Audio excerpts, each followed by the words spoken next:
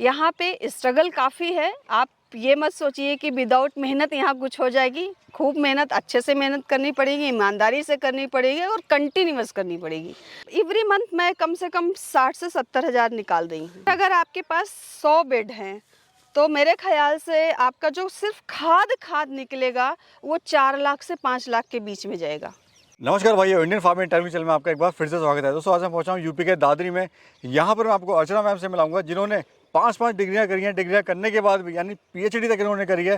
PhD के बाद एक और डिग्री होती है, वो भी इन्होंने करी है।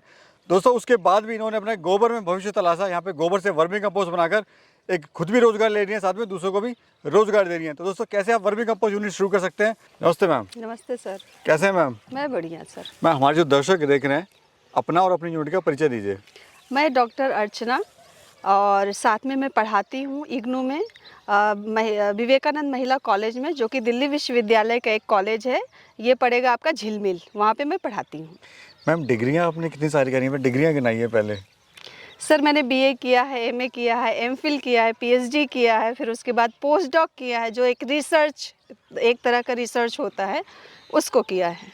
इतनी रिसर्च करने के बाद मैम गोबर में कैसे आना हुआ आपके, बताइए। सर इस पे भी मैंने बहुत रिसर्च किया है, उसके बाद मैंने इसका सिलेक्शन किया है कि मुझे वर्मी कंपोस्ट बनाना है। क्या आपको अच्छा लगा वर्मी कंपोस्ट के अंदर मैम, बताइए। सर इसमें 2-3 चीज़ें हैं। एक तो ये है कि आप बहुत ही नेचुरल एक चीज़ प्रोडक्शन के साथ जुड़े हैं। दूसरा ये है कि आप जब खुद इंडिपेंडेंट होते हैं और दूसरों को भी आप उस एक तरह से इकोनॉमिकल सपोर्ट आप उनको करते हैं। तीसरा ये है कि क्योंकि वर्मी कंपोस्ट का बहुत ही ब्राइट फ्यूचर है, तो ये सारी चीज़ें मुझे बहुत अट्रैक्ट की हैं। तो शुरुआत जो हुई मैम, वो कितनी बेड से शुरुआत करी आपने? कितनी पूंजी लगी आपको शुरुआत में, जो बात करें आपके पूरे काम सर की? शुरुआत में मैंने 35 बेड से शुरू की थी और अभी मेरे पास मोर देन 100 बेड्स हैं। और इसकी जो लागत आई है शुरुआत में, आप मान के चलिए 4 लाख के अराउंड आई है, 3.5 से 4 लाख के बीच में। अगर लैंड की बात करें तो खुद की ज़मीन है यहाँ पर या नहीं रेंटेड सर, है? ये रेंटेड है। कितने एरिया में कितना रेंट आप दे रहे हैं सर इसका? ये 1 एकड़ से ज़्यादा है और मैं इसका पर बीघा 5000 पर ईयर का है। 4 लाख रुपए आपने बताया जो खर्चा आपको आया यूनिट शुरू करने में। कितना क्या क्या आप किस पे आपने खर्च करा? सर एक बेड बनाने में कई सारे प्रोसेस होते हैं, कई सारे चीज़ मटेरियल्स लगते हैं। जैसे कि इसमें एक तो लैंड आपने ले लिया, दूसरा आपका पॉलीथीन आता है, तीसरा आपका ईंट आता है, चौथा आपका गोबर आता है, पांचवा आपका पराली आता है। तो इन सारी चीज़ों को जब आप कलेक्ट करते हैं और बेड बनाने के प्रोसेस में जाते हैं तो लगभग एक बेड को बनाने में 8 से 9 हज़ार रुपये आ जाता है। सबसे अच्छा जो लगा, आपने 50 से 60 हज़ार रुपये बचाए। वो पानी का कनेक्शन आपने ऐसी जगह ढूंढी जहाँ पे पानी का कनेक्शन ऑलरेडी था। बेसिकली देखा गया जब किसान भाई को यूनिट स्टार्ट करता है तो वहाँ पे पानी का कनेक्शन खुद भी लेता है। तो कोशिश करें कि ऐसी ज़मीन का चुनाव करें जहाँ पे ऑलरेडी पानी का कनेक्शन हो। जी सर, आप बिल्कुल सही बोल रहे हैं। इस खेत का भी मैंने सिलेक्शन 2-3 चीज़ों के आधार पे किया है कि एक तो हाइट पे है, प्लस क्योंकि ये विलेज है तो यहाँ पे मुझे बहुत सारी सुविधाएं मिल जाती हैं। तीसरा यहाँ पानी का कनेक्शन है, बिजली है, प्लस अगर आप देखेंगे तो ये बिल्डिंग भी हमने ले रखी है इसमें भी। तो ये खेत हमारे लिए इसलिए बहुत इम्पोर्टेंट था। तो आप भी ऐसे लैंड का सिलेक्शन करिए जो आपके फेवरेबल में हो। राइट। तो कितने बेड से शुरुआत करी मैम आपने? सर मैंने शुरुआत की थी 35 बेड से। और अभी कितने बेड हैं? सर अभी 100 से ज़्यादा बेड हैं। मेरा टारगेट ये है कि मैं विद इन ईयर 1000 बेड मुझे बनाना ही है। तो इसलिए मैं अभी अर्थवर्म जितने भी मेरे निकल रहे हैं, मैं अपने बेड्स को एक्सटेंड कर रही हूँ। आप ये देख सकते हैं, ये गोबर है और ये पूरा लगा हुआ है। अभी मैं 2 दिन में मैंने कल्चर जो है डेवलप कर लिया है। अब ये जो आप ढेर देख रहे हैं, ये 2 कल्चर का ये पूरा कल्चर है। नेक्स्ट टारगेट हमारा यही कि हम कम से कम 20 बेड अभी इस रो में लगाएंगे। तो हम कंटिन्यूअस इसको एक्सटेंड कर रहे हैं। मेरा टारगेट है कि इसको हम कितना ज़्यादा से ज़्यादा एक्सटेंड करेंगे। मैम बताइए क्या क्या प्रोडक्ट अभी आप ले रहे हैं यहाँ पे वर्मी कंपोस्ट यूनिट से? सर एक तो खाद मैं ले रही हूँ, दूसरा वर्मी वॉश ले रही हूँ, तीसरा मैं अर्थवर्म वो प्रोड्यूस कर रही हूँ। बट अर्थवर्म अभी मैं अपने बेड के एक्सटेंशन के लिए ही यूज़ कर रही हूँ। तो यानी आप वर्मी यूनिट से जो है वर्मी वॉश ले सकते हैं, उससे कमाई कर सकते हैं जी। अर्थवर्म सेल के भी करके भी कमाई कर सकते हैं। खाद से तो कर ही रहे हैं जी। और साथ में देख रहा हूँ आपने यहाँ पे ऑर्गेनिक सब्जियां भी लगाई हुई हैं। जी जी, मैंने बहुत सारी सब्जियां लगाई हैं। अभी मैंने कम से कम 1 से 1.5 बीघे में मैंने प्याज लगाई थी और मैंने उसको सेल किया है। प्लस मैं बहुत ये लहसुन है, बीट रूट है, मटर है, धनिया है, ये सब भी मैं इसी वर्मी वॉश से ही सब डेवलप कर रही हूँ। तो इससे भी क्या आपकी अर्निंग हो जाती है सब्जियों से, जी जो जी खर्चे जी जो हैं डेली जी के जी जी जी जी वो निकल जाते हैं? बिल्कुल। मैम यहाँ पे जो आपका मॉडल है वर्मी कंपोस्ट यूनिट का, वो कौन सा मॉडल पे आप काम कर रहे हैं?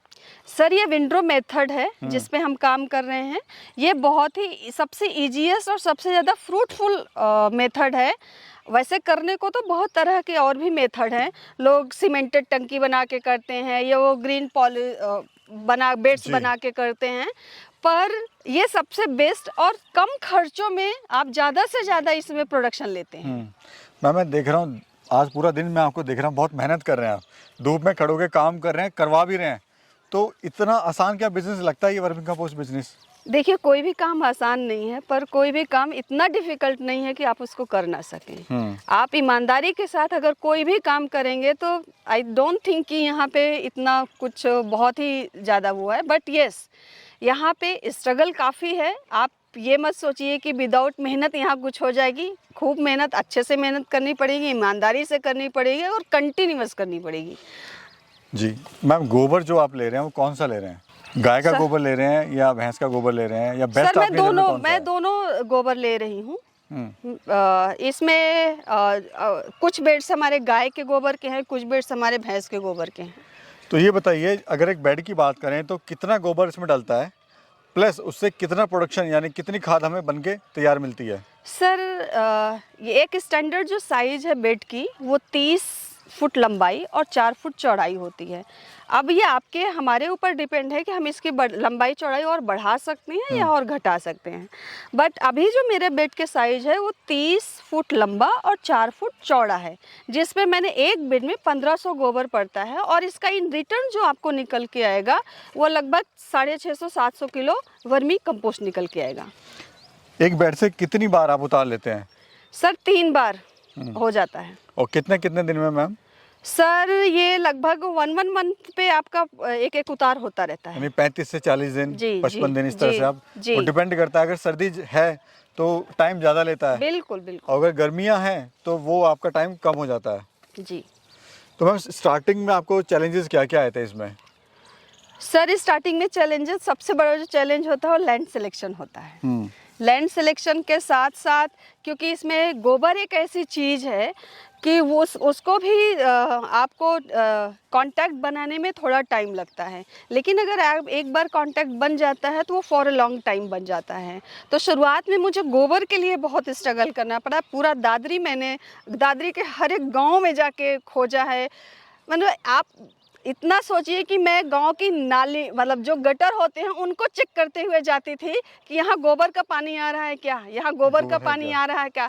तो मैं उन नालियों को टारगेट करते हुए उस घर में जाती थी जहाँ पे डेयरी होता था, क्योंकि मैं इंटरनेट पे खूब खोजी हूँ। कुछ कांटेक्ट मुझे इंटरनेट से मिले हैं, बट कुछ कांटेक्ट मुझे इन पर्सन जाके इन नालियों के थ्रू मैंने खोजा है। यानी काफ़ी रिसर्च मैम करी, क्योंकि आपका ऑलरेडी सब्जेक्ट पे रिसर्च था, तो वही रिसर्च आपने करी कि कहाँ पे क्या चीज़ मिल सकती है। जी जी। बहुत बढ़िया मैम। दूसरा ये बताइए कि जो आपके बेड हैं इसमें पॉलीथीन आपने लगाई हुई है, साथ में ईंटें भी आपने लगाई हुई हैं। तो कुछ लोग होते हैं बिना पॉलीथीन के यूज़ करते हैं, बिना पॉलीथीन नहीं लगाते हैं, लेकिन आपने यहाँ पे लगाई है तो एक्स्ट्रा एक बढ़ गया है जी, खर्चा बढ़ गया है जी। तो इस बारे में आपका क्या कहना है? सर हर एक काम को करने का एक साइंटिफिक वे होता है। कुछ लोग बोलते हैं कि विदाउट ये पॉलीथीन ही हम कर ले जाएंगे, या किसी को लगता है कि बिना ईंट के भी हम कर ले जाएंगे। बट एक जो साइंटिफिक तरीका है, एक जो साइंटिफिक अंडरस्टैंडिंग है, उसकी यही है कि आप बेड्स के बीच में स्पेस बनाएं और इस स्पेस के थ्रू अगर आपको कभी भी कोई भी प्रॉब्लम होती है तो हम बेड्स के बीच में जो ईंट लगाते हैं हम उसके थ्रू पूरे बेड को चेक कर सकते हैं, केयर कर सकते हैं। और स्पेशली जब हम उतारते हैं तो आप ईंट के बीच से आप दोनों डिवाइड बेड कर लेते हैं और आसानी से आपको उतारने में बहुत आसानी होती है। अच्छा मैम, लेबर की कितनी आवश्यकता पड़ती है आपको? सर अभी तो मेरे पास परमानेंट लेबर हैं, और जैसे जैसे मुझे काम की ज़रूरत जैसे जैसे बढ़ती है जब तो मैं उसमें डेली वेज पे भी रख लेती हूँ लोगों को। अभी खर्चा कितना हो रहा है महीने का आपका यूनिट का? सर यूनिट का जो फायदा खर्च कितना हो रहा है है इससे? लगभग 30,000 पर मंथ पड़ रहा है मुझे, और एवरी मंथ मैं कम से कम 60 से 70 हज़ार निकाल रही हूँ। जो 30 से 35 हज़ार रुपये खर्चा आ रहा है वो किस किस में आप खर्च कर रहे हैं? सर एक तो लेबर कॉस्ट हमारी होती है, प्लस इसका रेंट होता है, लैंड का रेंट होता है, इलेक्ट्रिसिटी बिल है, तो ये सब लगा के आपको पड़ जाता है इतना। मैम मार्केटिंग आप कैसे कर रही हैं? कहाँ आप अपने मार्केट आपने बनाई है? सर मेरा टारगेट है अर्बन प्लांटर्स को लेके, और दूसरा है मुझे एप्पल के जो बागान है, सेब के जो बागान है हिमाचल में, वहाँ पे टारगेट है। और मैं वहाँ पे कॉन्टैक्ट्स हैं मेरे, वहीं पे जाते हैं। यानी आप बड़ी मार्केट आपने कैप्चर करने की आप कोशिश में हैं। जी अर्थवॉर्म की वैरायटी कौन सी है मैम? सर ये आइसिनिया फेटिडा एक वैरायटी है, ऑस्ट्रेलियन ब्रीड की है। उसको वर्मी कंपोस्ट में यूज़ किया जाता है, क्योंकि उसका जो प्रोडक्शन एंड रिप्रोडक्शन का जो प्रोसेस है वो बहुत फास्ट है, इसलिए ये वैरायटी सबसे अच्छी वैरायटी है। मैम मौसम सबसे बेस्ट कौन सा होता है वर्मी कंपोस्ट शुरू करने के लिए? सर सितंबर, अक्टूबर, नवंबर ये 3 महीने हैं, और फरवरी और मार्च। इट मीन्स कि यू हैव 5 मंथ्स, आपके पास 5 महीने हैं। अगर कोई स्टार्ट करना चाहता है तो इन 5 महीनों में से किसी भी महीने में शुरुआत कर सकता है। अभी जैसे मैम गर्मी शुरू हो गई है, तो आप अपने अर्थवॉर्म्स को कैसे बचा रहे हैं? क्या आपने तैयारी करी है गर्मियों के लिए? क्योंकि गर्मियों में काफ़ी किसान भाई का नुकसान हो जाता है, वॉर्म्स मर जाते हैं, हैंडल नहीं कर पाते हैं। सर 2 चीज़ें हैं, एक तो पानी की अच्छी सुविधा होनी चाहिए। अगर आपके पास फुल अमाउंट में वाटर है तो तब इसकी दिक्कत नहीं आएगी। और दूसरा ये है, अगर आप पराली उसको थ्रू कवर कर रहे हैं, तो आप पराली का जो परत हो उसको मोटी रखिए जी। क्योंकि जितना पतला रहेगा डायरेक्ट सन आपके बेड पे पड़ेगा, तो आपको डायरेक्ट सन से बचना है। ये जो आइसिनिया फेटिडा है ये डायरेक्ट सन को जो है डायरेक्ट सन में सरवाइव नहीं कर सकता है, इसके लिए छाया चाहिए। तो आप जो पराली है उसका इतनी मोटी परत बनाइए कि नीचे बिल्कुल छायादार रहे। तो मैम ये बताइए फ्यूचर क्या देखती हैं आप वर्मी कंपोस्ट बिजनेस का?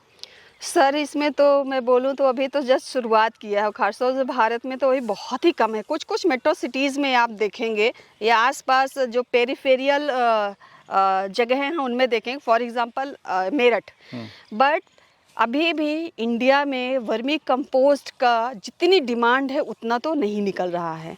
तो इसमें फ्यूचर ही फ्यूचर है। जितना ज़्यादा हम ऑर्गेनिक फूड कंज्यूम करेंगे, और आप जानते हैं कि आजकल ऑर्गेनिक फूड की तरफ हम आगे बढ़ रहे हैं, सरकार भी ऑर्गेनिक प्रोसेस को, ऑर्गेनिक फूड को प्रमोट कर रही है, उसके लिए तमाम सारे जो है फंड्स दे रही है। और इसलिए हम देखते हैं कि वर्मी कंपोस्ट का जो फ्यूचर है वो बहुत ही ब्राइट है। आने वाले समय में आज ही इवन मुझे ही अपने गांव से डिमांड्स आ रही हैं, नर्सरी से आ रही हैं, मेरी सोसाइटी से आ रही है, जिसको मैं पूरा नहीं कर पा रही हूँ। तो ये डिमांड इतनी ज़्यादा है कि जो भी इसलिए ये इस बिजनेस का फ्यूचर बहुत ही ब्राइट है। एक चैलेंज भी है मैम, चैलेंज भी है, साथ में आपको धूप में खड़े होकर काम करना भी है, करवाना भी है, लेकिन एक ही फ्यूचर है। और अभी कंपटीशन जो है दूर दूर तक कहीं भी इसमें कंपटीशन नहीं है, बिकॉज डिमांड ही पूरी नहीं हो रही लोगों से। जी जी, आप बिल्कुल सही बोल रहे हैं कि अभी तो ये शुरुआत है एक तरह से भारत में वर्मी कंपोस्ट की, और मात्र 10 साल, 12 साल, 15 साल से ज़्यादा दिन नहीं हुए हैं इंडिया में वर्मी कंपोस्ट का। अगर आप यूनिट देखेंगे तो अभी तो पूरा मतलब एक तरह से कहें तो पूरी दुनिया ही खाली आपके लिए है। आप कहीं से भी शुरुआत कर सकते हैं। अगर मैम कोई 100 बेड से शुरू करता है, अप्रोक्स वो कितना इनकम वो ले सकता है आने वाले दिनों में, 4 महीने, 5 महीने या 6 महीने बाद? सर अगर आपके पास 100 बेड हैं तो मेरे ख्याल से आपका जो सिर्फ खाद निकलेगा वो 4 लाख से 5 लाख के बीच में जाएगा। प्लस अर्थवॉर्म वो सब प्लस है। आप वर्मी वॉश अलग से ले सकते हैं, आप अर्थवॉर्म अलग से सेल कर सकते हैं। इतना ही नहीं, बल्कि अगर आप बेड्स के बीच में नालियां बनाते हैं और उसके थ्रू आप अपने खेत में, अगर आपके पास लैंड है तो ऑर्गेनिक सब्जी भी उगा सकते हैं। वो आपको मल्टीपल क्रॉप्स में भी जा सकते हैं, आपको अलग से कुछ भी नहीं करना है। बहुत बहुत धन्यवाद मैम, आपने इतने सुंदर विचार रखे और हमारा जो लोग हैं उनका मार्गदर्शन करा, और बहुत अच्छे आपने यहाँ पे लोगों को जानकारी देने की कोशिश करी। Thank you ma'am. Thank you sir, thank you. तो दोस्तों इस वीडियो से और अर्चना मैम के द्वारा दी हुई जानकारी से ये निष्कर्ष निकलता है कि भाई काम जो है कोई छोटा बड़ा नहीं होता। पढ़ लिखने के बाद भी अर्चना मैम ने गोबर में अपना भविष्य तलाशा।